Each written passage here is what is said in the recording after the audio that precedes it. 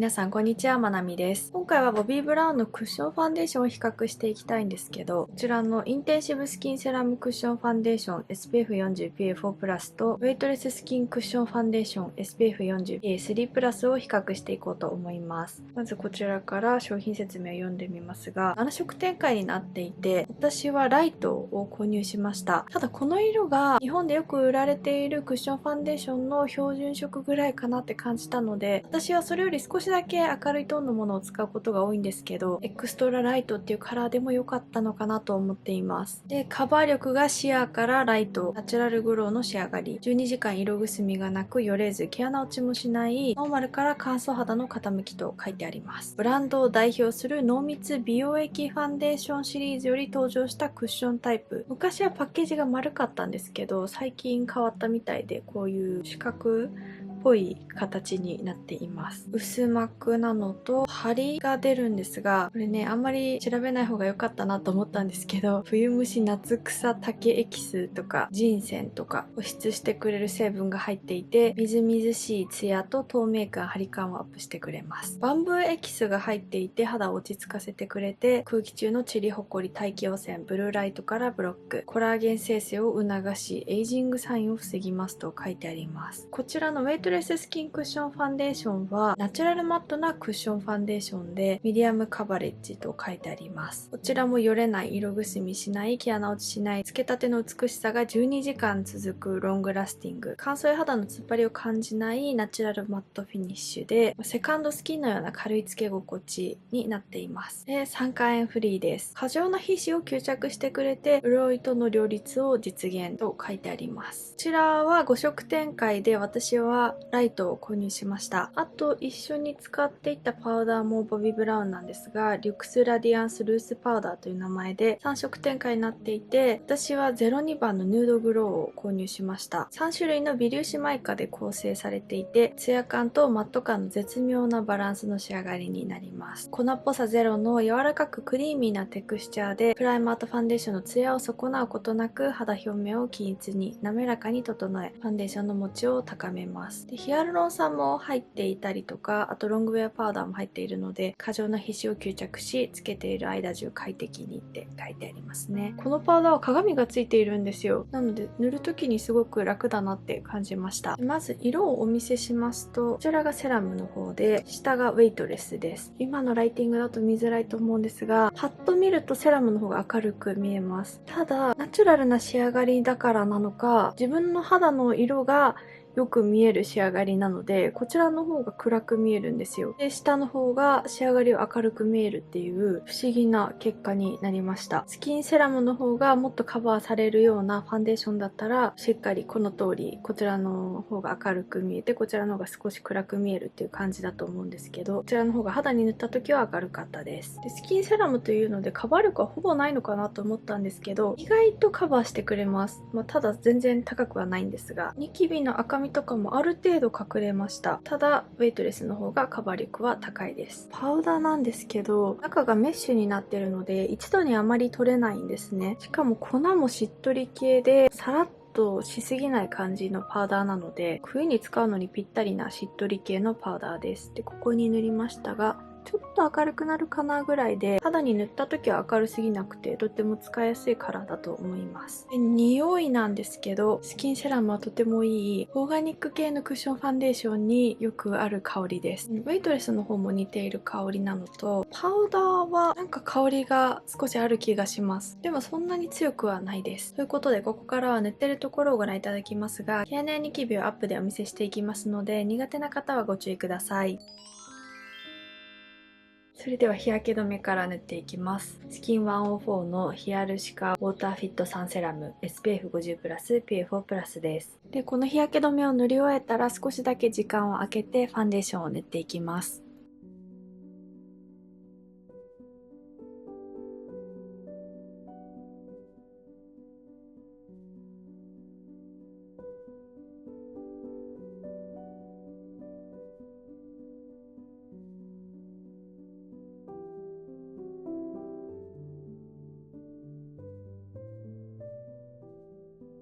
それでは左側はこちらのインテンシブスキンセラムクッションファンデーションを使っていきます。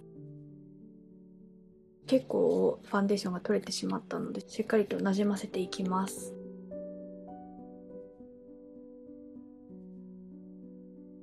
これはこすると少しだけ毛穴落ちしてしまうんですけど、そんなに目立たないくらいかなっていう感想です。なので普通に使えます。で、やっぱりセラムクッションなのでツヤツヤになります。セラムクッションって書いてあるので、もっと薄いかなって予想していたんですが、意外とカバーされます。私の好きなツヤ肌よりは少しツヤが強いんですけど、後でパウダーを重ねていくので、その仕上がりを見ようと思います。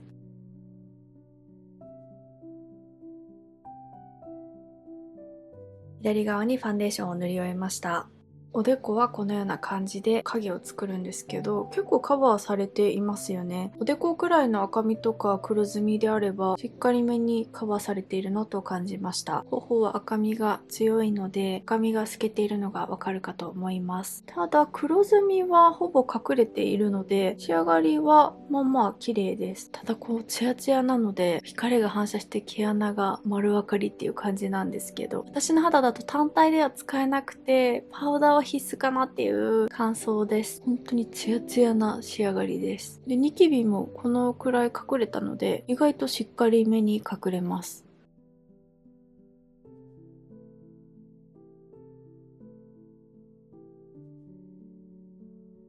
ウェイトレススキンクッションをメッシュタイプのクッションで形が独特だなと思ったんですけど、ドーム型みたいになっています。ファンデーションを取って、こちらも取りすぎました。しっかりと落として使っていきます。これを初めて使った時はかなり驚いたんですけど、すごい薄膜で、最初塗った時はあれファンデーションあまりついていないかなっていう風に感じたんですけど、ウェイトレスということで重さを感じないような厚みのない仕上がりになります。なので、本当に素肌のような仕上がりになるんですよ。私の肌だとカバー力は物足りないんですけど、あまりファンデーションの塗ってる感が得意ではない方は、このファンデーションが合うと思います。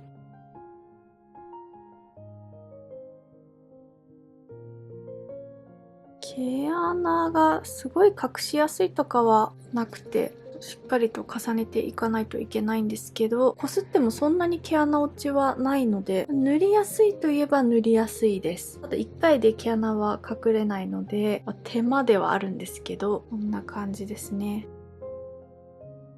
同じライトカラーなんですけど、こちらの方が明るめなので、色ムラを整えてくれている感じは出ます。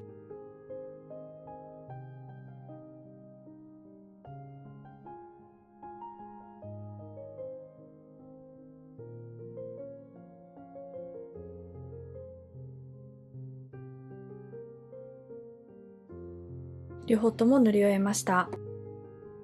アップで見るとこのような感じで、こちら側の方がツヤが強くて、こちら側はセミツヤ程度です。私はこちらの方が好きです。で、これを初めて使った時はすっごいカバー力が低いなって感じたんですけど、今日は量を少し多めに重ねたので、おでこであれば黒ずみは少し透けている部分もありますが、だいぶ色ムラはカバーされているなって思います。頬を比べてみると、やっぱりセミツヤなので、光に反射して毛穴が目立っているのはこちらの方が少ないので、個人的にはこちらの方が好きですね。私の肌だとこちらの方が綺麗に見えます。ただ毛穴を隠すのはこちらの方が大変ではあります。でも毛穴落ちはしにくかったので、塗るのに時間がかかるっていう感じです。こちらはそこまで時間はかかりませんが、多少毛穴落ちするかなっていう印象なので、今のところこちらの方が気に入っています。ただこちらは液がそこまで緩くないというか、何埋まってくれる感じはないので、大きい毛穴とかはポコッと開いているのが見えたままです。その点こちらの方がちょっと緩めで、毛穴もカバーしやすいなって思いました。カバー力はこちらの方が低いと思っていたんですけど、こちらに比べたら隠してくれている感覚があります。この赤みとかは全然隠れていないので、ミディアムあるかなっていう感じなんですが、こちらの方が色が暗いので、その分そこまで隠れていないような気がしているのかもしれないんですけど、でも初めて使った時はウェイトレススキンクッションはすごいカバー力が低いなって感じました。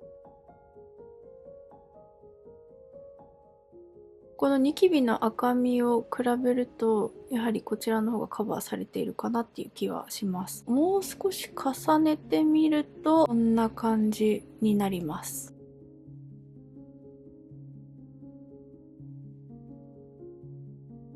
パウダーを塗っていきます。こうやって開けるタイプでパフが入っています。これ今日初めて使うんですけど、毛足は少し長めでふわふわしています。この内蓋を開けて、結構出ていました。メッシュタイプになっています。で、パウダーを取って揉み込んで塗っていきます。まずこちらから塗っていきます。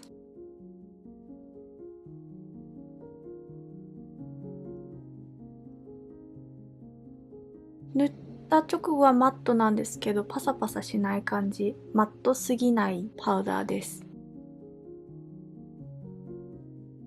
見た目はマットにしてくれますが、潤いを取りすぎないパウダーっていうのが触った感覚からもわかります。触るとまだしっとりしている感じです。私の場合、皮脂が出やすいので多めに重ねていきます。仕上がりは綺麗ですね。パサつきも出ないですし、ベージュのパウダーなのでナチュラルな仕上がりにしてくれて、塗った直後の感想としてはいいパウダーだなって思います。で、こちらも塗っていきます。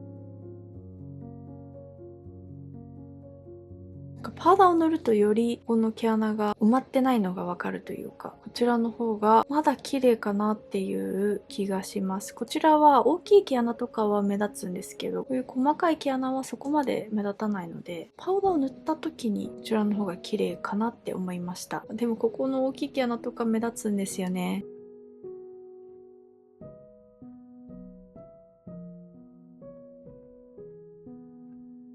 両方パウダーを塗り終えました。肉眼で見るとこちらの方が色のトーンが黄身っぽくて差はあるかなっていう感じなんですけど、でもパウダーを塗ったことによってこの差が軽減されたかなって思います。両方ともある程度綺麗です。頬と鼻を見てみると、やはりこちらの方がもともとツヤツヤしていたのでツヤっぽさが多少残っていて、こちらの方がよりマットな仕上がりになっています。結構パウダーを重ねましたがしっとり系なので、乾燥肌の方でも使えるんじゃないかなと思います。私の場合は皮脂が出てくるのが怖いんですけど、パサつきがないのはいいですね。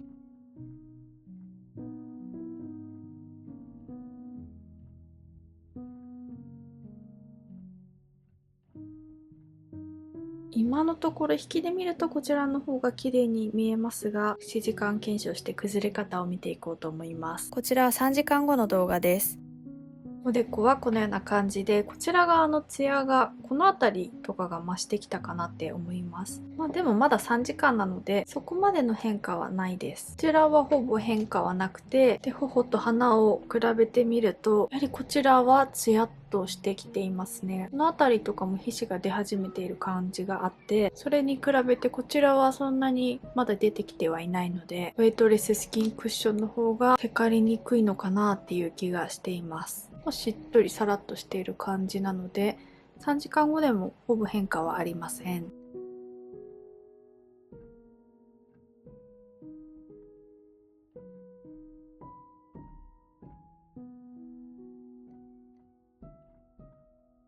こちらは5時間後の動画です。おでこはツヤ感が増してきています。3時間後よりちょっとだけツヤが増したっていう感じです。こちら側もツヤっとしてきていて、でもまだテカっていないくらいです。こちら側はこの辺りは皮脂が出てきていますが、まだテカっていないかなっていう感じで、鼻はテカり始めています。でこちら側は少しテカっていて、3時間後よりもこの辺りの皮脂は増えてきていますが、思ったよりもそんなに増えていないなって思います。テカるぐらいに皮脂が出るんじゃないかなと思っていましたが、まだテカリ一歩手前っていう感じなので、ティッシュオフはしなくても大丈夫な感じです。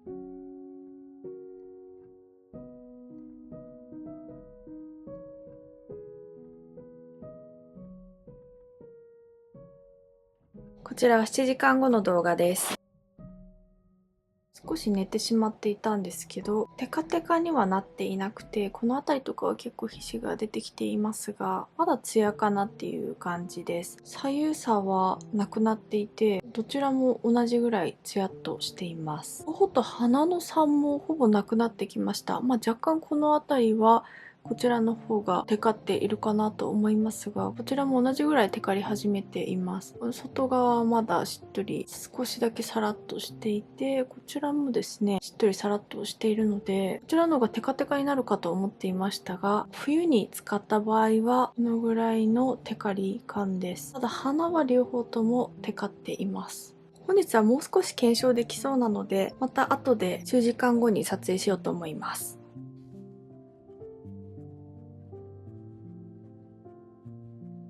こちら10時間後の動画です。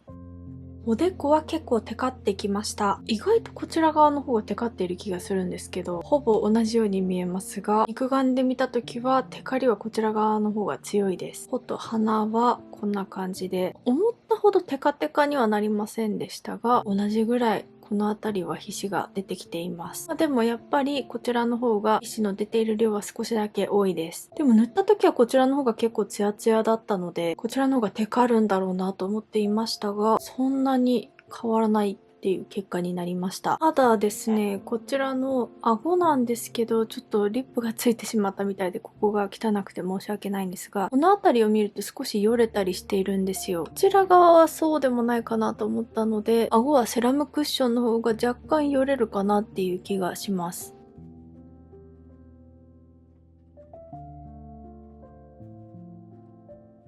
ティッシュオフをしてみます。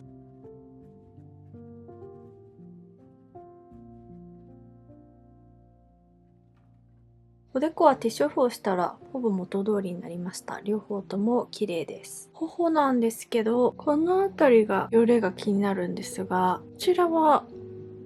気にならないので、やっぱりセラミッククッションの方が汚れやすいのかなっていう印象です。ただこの辺りはティッシュオフするとほぼ元通りかなっていう感じになるので、ティッシュオフだけでもある程度綺麗です。こちら側の方がティッシュオフをした時に綺麗だなと思います。両方ともティッシュオフぐらいでは毛穴落ちはしません。顎はこんな感じです。ということでこちら側を塗り直します。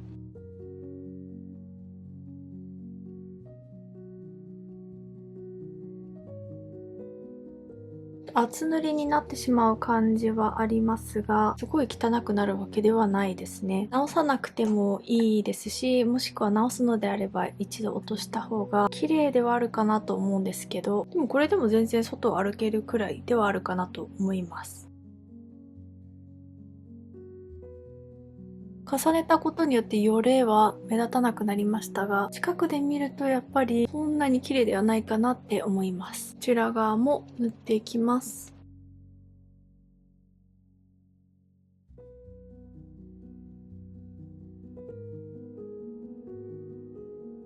上から重ねてみると毛穴落ちはしませんね。やっぱりマット目なので、こちら側よりもあまりファンデーションが乗りすぎなくて、よれも少ないので、塗り直した時に綺麗なのはこちらの方です。やはり私の肌にはウェイトレスクッションの方が合ってるんだなって思います。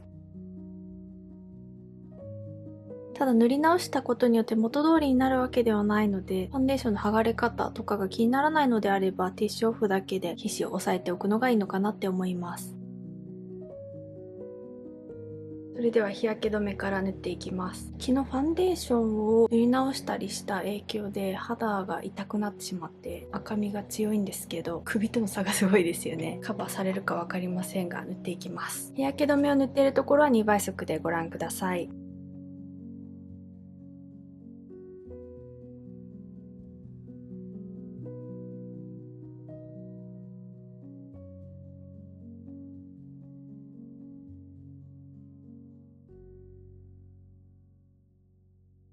それではこちらから塗っていきます。昨日の夜しっかり保湿をしてから寝たんですけど、そのおかげなのか、よれとか毛穴落ちもほぼなく綺麗に塗れているので、本日の仕上がりの方が綺麗ですね。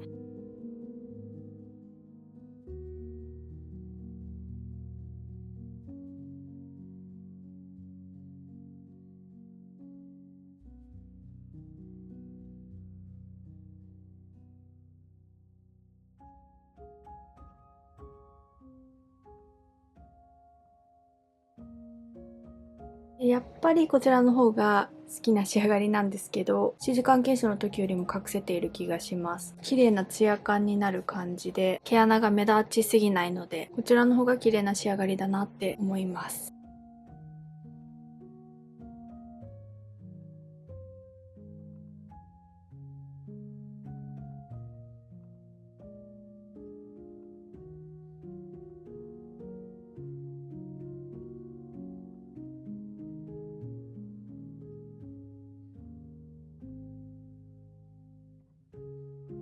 で、パウダーを塗っていきます。やっぱり粉質が柔らかくて一気にマットになる感じではないですし、塗ってもまだ肌はペタッとしているので、ぜひ乾燥肌の方に使っていただきたいパウダーです。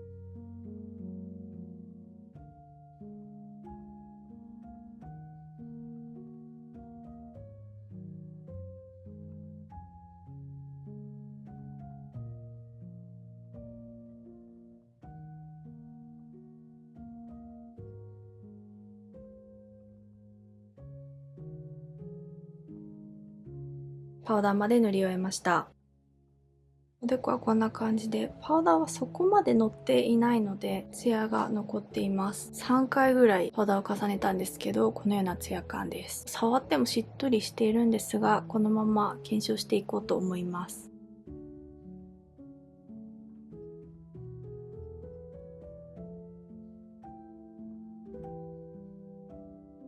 こちらマスクをつけてから4時間後の動画です。おでこはツヤ感は増していますが、綺麗だなっていう感じで、マスクをつけた部分なんですけど、左右で比較してみると、こちらの方が崩れていないです。こちらは剥げている部分が多かったりとか、あと毛穴落ちしている部分も目立ったりするんですけど、こちらはそこまでではないかなと思います。ただ、7時間検証の時もお伝えしたように、この辺りのテカリ方については左右で差がありません。マスクをしていて4時間でこれって考えると、私の中だとテカりやすい方なので、鼻周りとかは違うパウダーにした方がいいかもしれないんですけど、でも冬なのにすごくしっとりしているパウダーなのはすごいなと思います。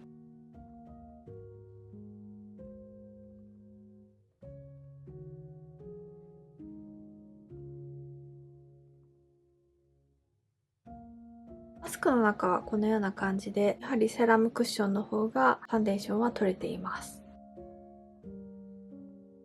インテンシブスキンセラムクッションファンデーションの長所は、液が緩いので毛穴を埋めやすいところと、意外とカバー力があるところです。短所は好みによると思いますが、ツヤが強すぎて毛穴が光に反射して目立つのと、よれやすかったです。もともと商品説明にもあった通り、乾燥肌の傾きだなっていうのはとても感じたので、乾燥肌の母にあげようと思います。私の母の肌には合いそうだなと感じています。ウェイトレススキンクッションファンデーションの長所は、まずセミツヤな仕上がりが綺麗です。商品自体はセミマット仕上がりだそうですが、スキンケアのツヤと合わさってセミツヤになります。メイク直しもしやすかったです。短所は毛穴は埋めにくいなと感じました。ただ毛穴落ちしにくいので、こすって綺麗に仕上げることはできます。でも一番は毛穴用下地を併用するのがおすすめです。あと酸化塩フリーだからかテカりやすさは感じました。リュクスラディアンスルースパウダーの長所は粉質が柔らかめでマットな見た目にしてくれるけど、肌を触るとしっとりしていて乾燥しにくいです。短所はテカリを抑えやすいパウダーではないので、皮脂が出やすい方には向いていないかなと感じました。私は冬用としてはありだなと思いましたが、最近は U ピンクのパウダーにハマっているので、これも母にあげようかなと思っています。ということで、ここまでご覧くださりありがとうございました。ぜひ高評価とチャンネル登録をお願いいたします。それではまた次の動画でお会いしましょう。バイバイ。